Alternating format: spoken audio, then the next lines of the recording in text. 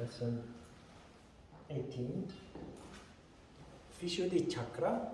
Vishuddhi Chakra is a throat chakra. Vishuddhi means purity or to purify. It comes from the stem word shodhana, purify, to purify. In contrast with the other chakras we have discussed so far, this chakra is inherently sattvic. The chakras, we haven't talked much about the petals around the chakras because each of them contains a mantra that is not of practical value for us, but symbolically the chakra is different in a way that the petals here contain vowels as mantra, while the other chakras, the petals all contain consonants, and vowels carry the sound, they are pure, while consonants impair vowels by breaking their energy flow, as the story goes. Hence, it is the center of purity or purification. The color is blue, which is the color that you predominantly see in the financial industry. Green less, but still there, because it appeals to people's sense of purity, trust, confidence, what have you. It is the center that is responsible for expression. In the first instance, that is of course speech, that is the karmandriya, but all forms of expression. It's responsible for creative expression, it's responsible for non-verbal communication, it's responsible for facial expressions, etc. All forms of expression are located in this chakra. It is also called the fountain of eternal youth, and theoretically, with the emphasis on theoretically, responsible for immortality. There are stories in the Bible and other ancient scriptures of people becoming 800-900 years old. Abraham and Sarah in the Bible have a child while being 800-900 years old. These stories seem not credible because nobody has ever seen a person older than 100-110 years. But yet these stories exist in not only Christian scriptures but other ancient scriptures too. And there is an exercise in chapter 3 of the Hatha Yoga Pradipika, which is called Kechari Mudra. The Kechari Mudra is the fountain of youth, where you drink large amounts of Shiva energy, which is divine nectar, and you spray it out through the throat. That exercise is so powerful that Ajita at some point, Ajita is my yoga teacher in the Netherlands, at some point he started claiming that joining his yoga courses would allow you to become 150 years old. And that led to a conflict with a columnist from a national newspaper picked up on that promotion, that advertisement, and wrote a very cynical article about it, which made Ajita kind of sue him, but sue him in public. We have a TV program in the Netherlands that is called The Traveling Judge, and if you call him to ask for help, you must allow the issue to become televised. And he lost that case because the judge just rationally reasoned that there are no examples of people ever having reached that age. And so that is a little bit interesting anecdote, because Ajita generally is not like that. and where that comes from has something to do with this this idea that if there is just enough flow of Shiva energy, life will continue to exist. And ancient people apparently had the same kind of idea, and described that symbolically by anecdotes of people becoming 800-900 years old. In the Netherlands also there is a very often heard expression that we often use in jest as a joke when something is very old. That can be a person, but it can also be furniture or a tool or anything.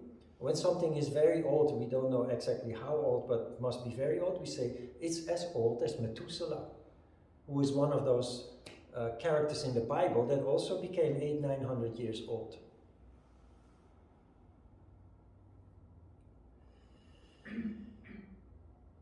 About energy, by the way, I skipped something in the heart chakra, which is a little bit related to this issue also about things that seemingly seem to be impossible, becoming 150 or 800-900 years old, seemingly impossible. It is also seemingly impossible that you sustain life without any nourishment. But in the heart chakra, the handout on the heart chakra, I mentioned that if there's total harmony in the heart chakra, one could, in fact, go without air. And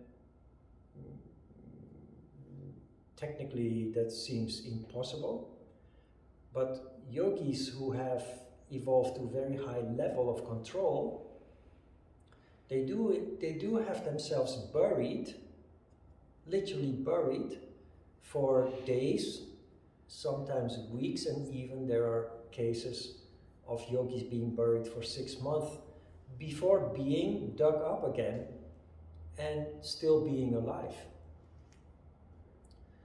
The reason why they do that is not to show off or to brag, but to basically establish their quality as a true yoga teacher. They show their high level of control of the autonomous nervous system. But it is not much different from the hibernation that certain animals every winter engage in, by lowering all the vital organs, the activity of all the vital organs to very low level of activity, and they go without nourishment. There is also the story of Prahlad. I don't know if you've ever heard of him. He died last year, unfortunately. But Prahlad is a yogi who claimed not to have eaten since he was 11 years old. He said that he was touched by God when he was 11 years old, and ever since that age he never ate nor drank any liquid. Interesting in the past 2 decades is that these kind of in the past, these kind of stories were always surrounded by a lot of secrecy and mystery, and there was no access to investigate scientifically the veracity of these kind of claims. Prahlad, however, about 15 years ago, for the first time, allowed himself to be investigated. I don't know if that is the right word. He was put in controlled circumstances in a hospital, 24 hours under surveillance with CCTV, and for 10 days in a row. For 10 days he didn't go to the toilet ever, not once.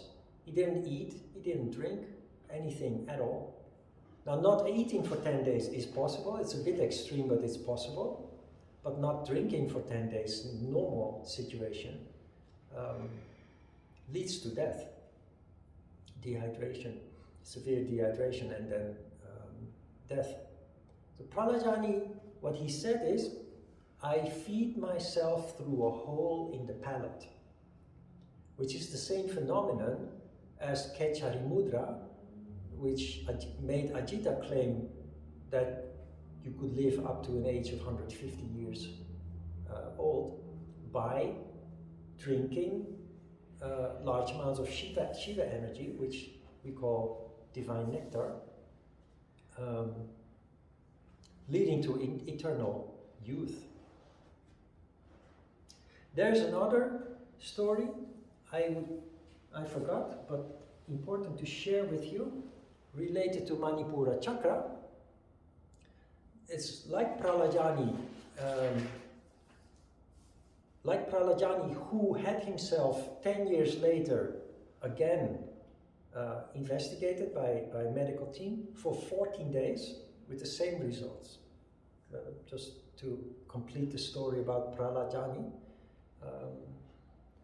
But there's also, ever since I went onto the spiritual path, 40 years ago approximately, there have been these stubborn stories about mysterious monks in the Himalayas who, in the middle of the night, go out into the freezing cold, naked,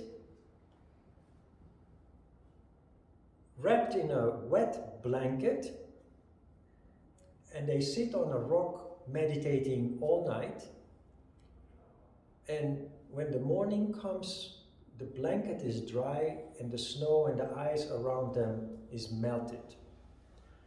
Now, those stories have been going around the spiritual circles for decades, creating lots of mystery and intrigue. But also these monks have, in the past couple of years, allowed researchers to visit, and they have decided to open up, like Pralajani also lifted the veil of secrecy and mystery on his condition. And these yogis, it's called Tumo yoga, by the way, if you want to look it up. Tumo, T-U-M-O. These yogis basically said that the technique that they employ is very simple. You know that the normal person out in the cold, naked, would die within a short time from hypothermia, from cooling down too much. They exacerbate the condition by wrapping themselves in a wet blanket. That would lead to much faster death even. But they sit there meditating for 8 hours and they survive. They not only survive, the blanket is dry and the snow and ice around them has melted. What they say is, we go into a very deep, intense meditation on Manipura Chakra, the fire center. And they just visualize a huge fire in their belly, burning. And their mind power is so strong that it leads to the creation of excessive heat, which allows them to do something completely inhuman, which normal people would simply die within very short time when engaging in such kind of practice. Tumo yoga, look it up, it's very interesting, very intriguing. But it also proves the power of the mind. Everything is possible if you set your mind to it. If you have the discipline also, of course, to build momentum, mental strength, mental momentum. Most stimulating for the throat chakra is living in a natural environment, or being in a natural environment. in a forest,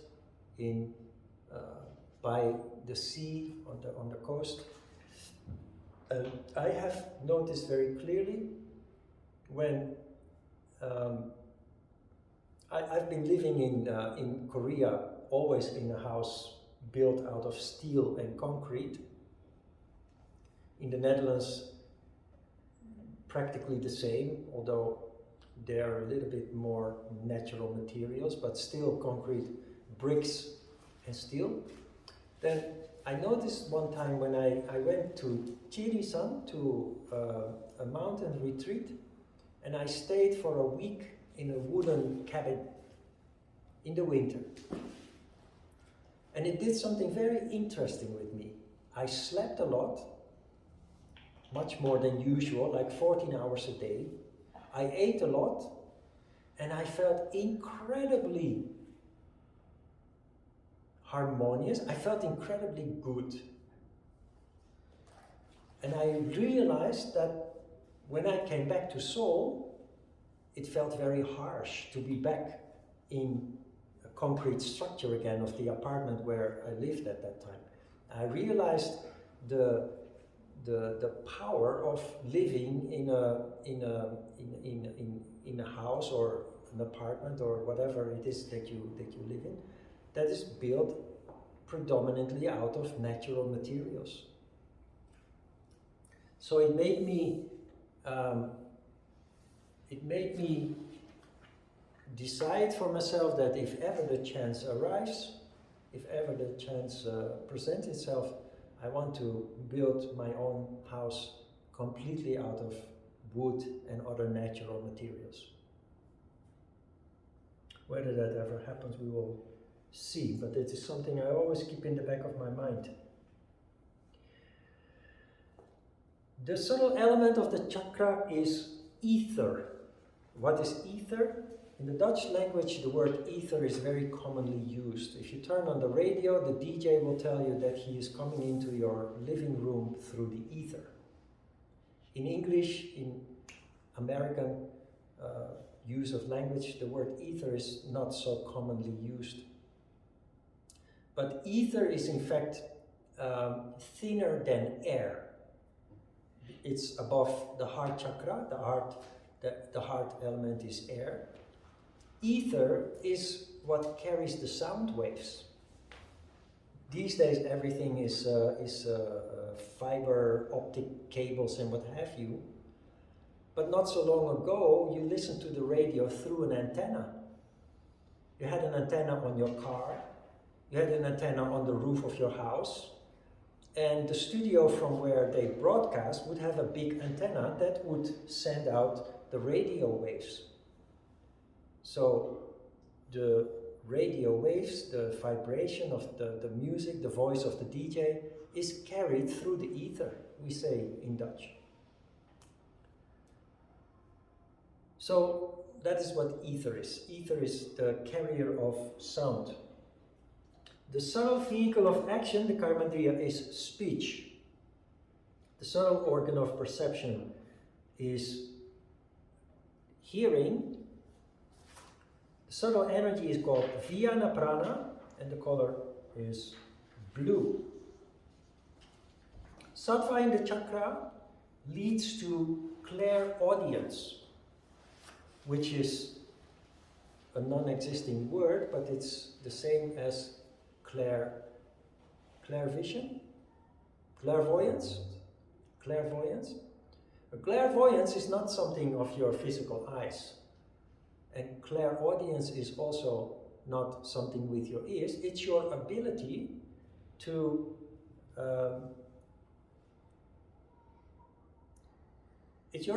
to communicate on a subtle level, to sense vibrations, well, let me give you an example.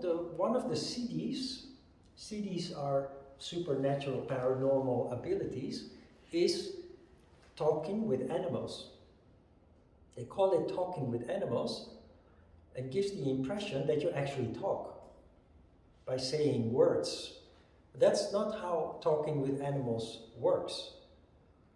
Communicating communication or communicating with animals is a better um, um, way of saying it, because you communicate with animals by going to the same wavelength on which they try to communicate. So you have to feel them, you have to feel their essence. When I, in Amsterdam, was practicing Hapkido, I put this into practice with my Hapkido teacher, who came from Korea and didn't speak a word Dutch and English, except for some simple words like thank you and goodbye. So every time when he was explaining a technique or a strategy, I was always pushed to the front, or I was called from the back, Ron, come in, because I was the only one who could make something out of what he was trying to convey. At that time it was very natural, also not only for me, but also for the other practitioners. They always knew that if he had something to say, they needed me to interpret. Well, I didn't speak any Korean at all. But I would just soak up what he was trying to convey, seeing the whole picture of his gestures, of his facial expressions, the tone of his voice, and all those taken together allowed me to relatively accurately convey what he was trying to explain there. That is the same as communication with animals. It's simply a matter of feeling their needs. So it's not accurate science, as with Nauli, is not accurate science, but you can sharpen your perception on that subtle level and become more and more accurate at it as a result. So that's the clairaudience, is your ability to receive vibrations. It also includes sensitivity towards materials, for example. Understanding the nature of materials, understanding the nature of people, understanding the essence of people and animals. Anything that you are confronted with, you have the ability to understand or to perceive on a deeper level than most people can. Most people are limited to the surface of what they are looking at. You develop an ability to more and more connect with the vibration, with the essence of what you have in front of you. That is clairaudience.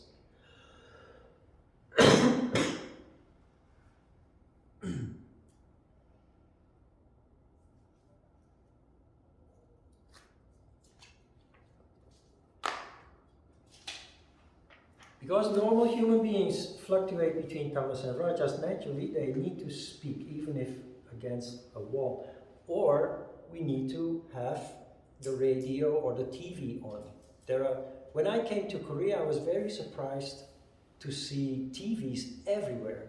Even in those little street stalls where they sell bus tickets and what have you, which were very cramped, there was always a place for a TV somewhere.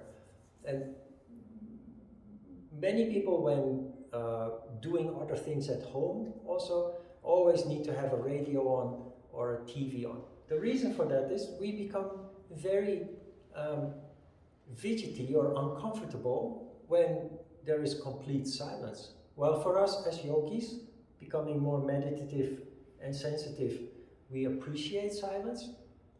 People who are not in that relative harmonious condition become restless when there is no distraction from TV or radio, music. Being subjected to silence has been used as a form of torture in the past.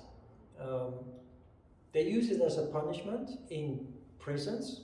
When prisoners don't behave well, they will be sent to the isolation cell. The isolation cell, they lose all their privileges. They have no radio, no TV. They have no cellmates to communicate with.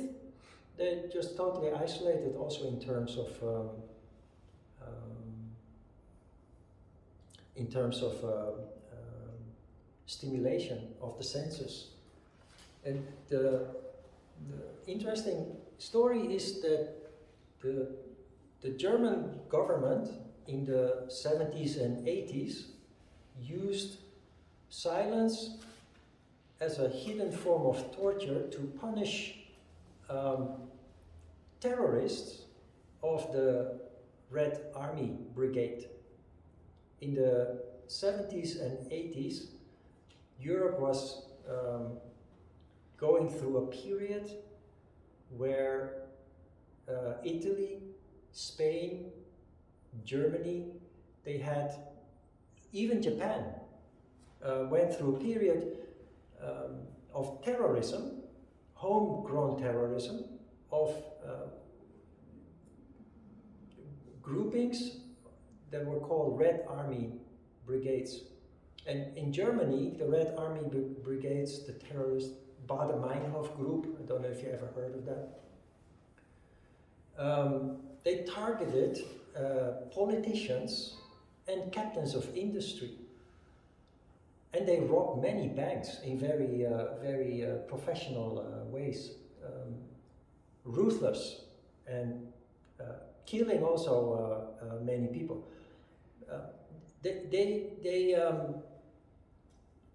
They killed politicians or captains of industry if they were against their philosophy or the products that they put on the market, or they would swap them for huge amounts of ransom. So because Germany and other European countries are considered to be civilized countries and have banned all forms of torture and the death penalty, they wanted to treat them very harsh without being able to give them death penalty or subject them to torture.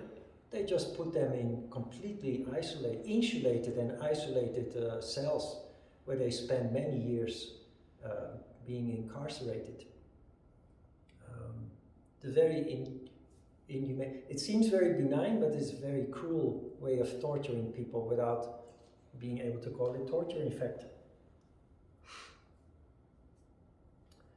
The subtle energy is Vijnana Prana, which we know as the phenomenon of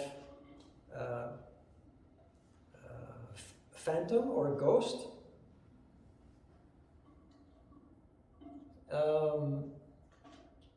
Vijnana Prana is an energy that surrounds you and that is still there when you die.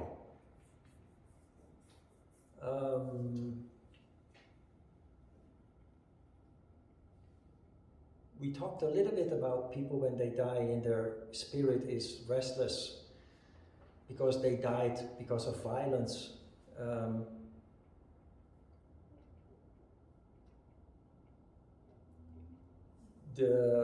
The phenomenon of a haunted house or a haunted place, which you see in some ghost movies sometimes, or you heard stories when you were younger as a child about ghosts in the forest or in places in your neighborhood. Ghost stories are based on restless spirits staying behind when a person has died there who was basically not ready to die. So that's often a house or a place in nature. And the story goes that the ghost lingers while in a when a person normally dies in a relatively natural way, after 2 or 3 days the spirit then ascends, rises up, while a very restless spirit doesn't rise up. It stays behind, leading to the phenomenon of a haunted house or a haunted place. Now, when you watch ghost movies in a haunted house, when people live in a haunted house, they invite, what do you call a person that... medium. A medium or psychic? Yeah. Exorcist. Exorcist, yeah, was the word I'm looking for. But a medium is a more modern form of person that would do this kind of work. In the past, it was an exorcist, which is a person who comes with a toolkit that kind of... that the tools are basically designed to impress you with the work that they are doing. But to really get rid of the ghost is subtle work that the exorcist or the medium does in silence. And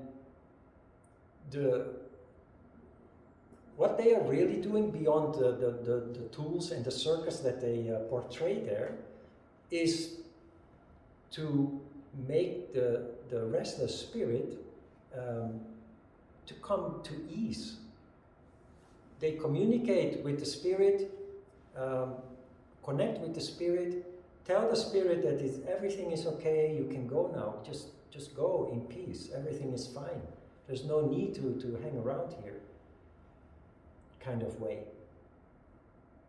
Basically, bringing sattva to that energy that is lingering around there, allowing the spirit to finally ascend, to rise up.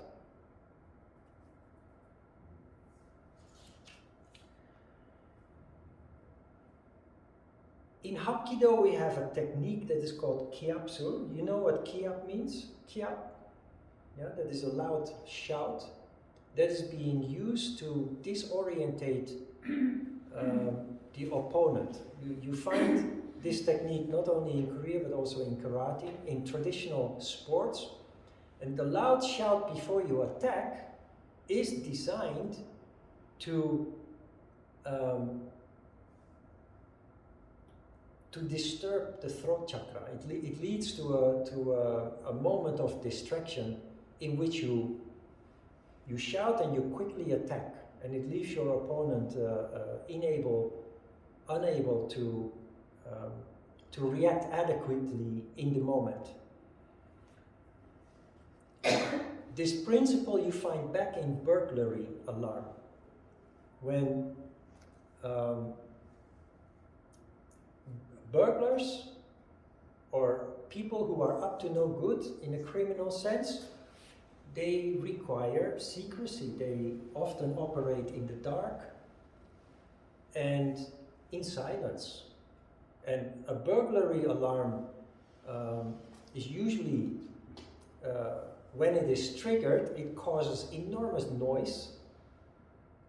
And it's also connected with a big flashlight or a floodlight that puts the whole area in bright light.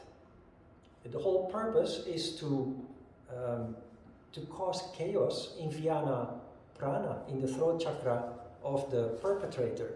And the perpetrator just ends up in such a panic that they run away. They cannot but run away but flee because of the enormous noise. To give you an example, I was once in my car in a parking lot.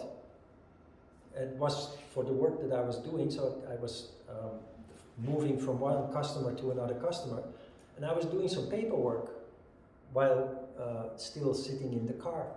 And at some point, I saw two people going around the cars and with a flashlight looking into the cars. And I knew that they were up to no good. I knew that they were looking for something valuable to steal from some of the cars there. So I just decided to stay put and just watch what was going to happen, what they were going to do. And at some point, while one was standing guard, standing watch, the other opened the door with a tool. He forced the lock on the car door. And the moment that he pulled it open, it started to make a a racket, like bap, bap, bap, bap, and the lights flashing, and the guy who opened the door, he was so in shock that he wanted to run to the exit, but he didn't know where the exit was in his panic.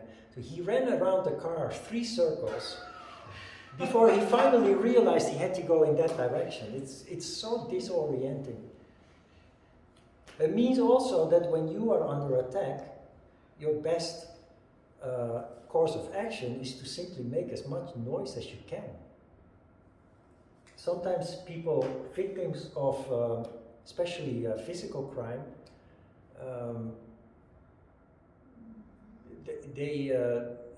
when asked, when questioned, they will say, "Yeah, I kept silence, hoping that they wouldn't escalate, hoping that it wouldn't get worse." But often that is allowing the perpetrator to escalate the violence, especially in case of women when being assaulted. It's best to make as much noise as possible, because in the same way as with burglars, it just totally freaks out the perpetrator, and they might end up hurting you in some way. My sister was once attacked in the middle of the night. She did end up with a black eye, but nothing worse happened because the guy just freaked out so much from her screaming that he jumped on his bike and fled. So don't stay silent when you're under attack. It's better to make as much noise as possible.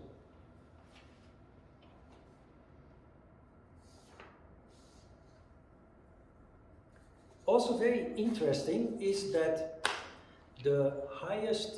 the most advanced exercises in yoga are all stimulating the throat chakra. How? By introducing a balance element in the asana.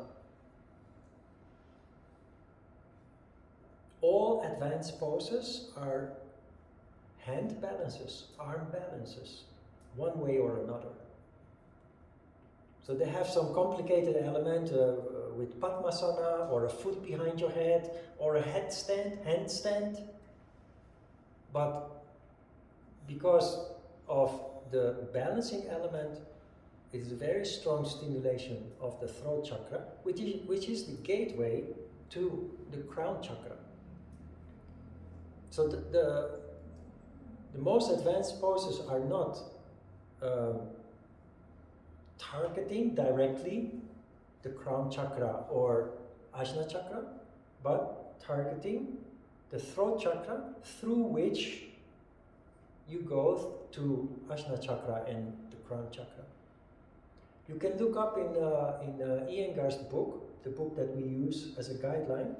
If you go to the back, where the most advanced poses are, it's all balancing poses, one form or another. Good. Questions? I have a question. Yeah, Jay? So every chakra has their own or different mantra, and I wonder how those things are works in practice.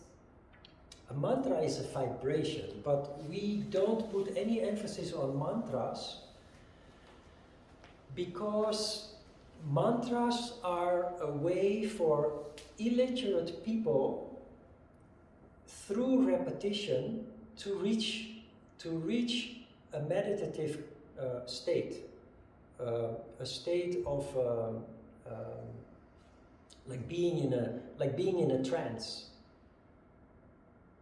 If you look at traditional spiritual practices, which all originate from times that people were illiterate, there are many rituals where you simply do repetitions, like the 108 bows.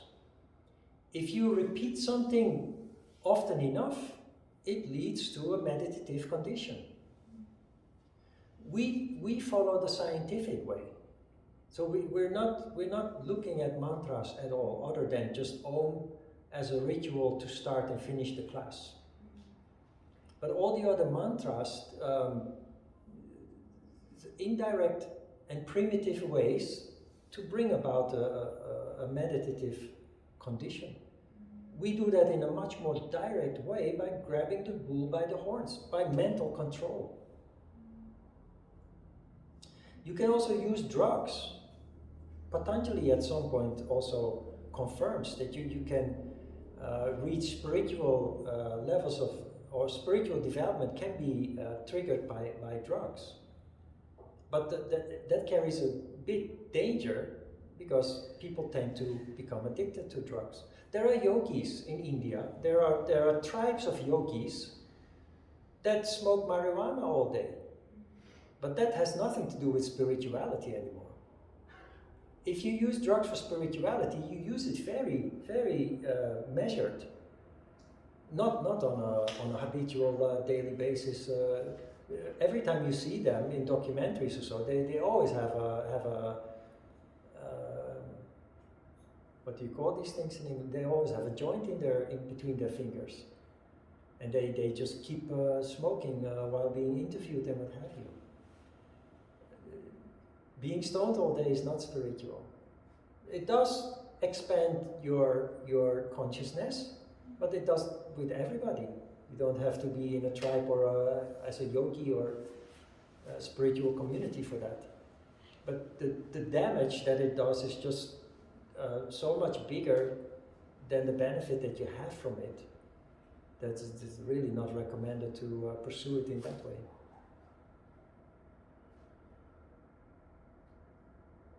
Okay, does that answer your question about mantra, by the way? Yes. Yeah. Okay.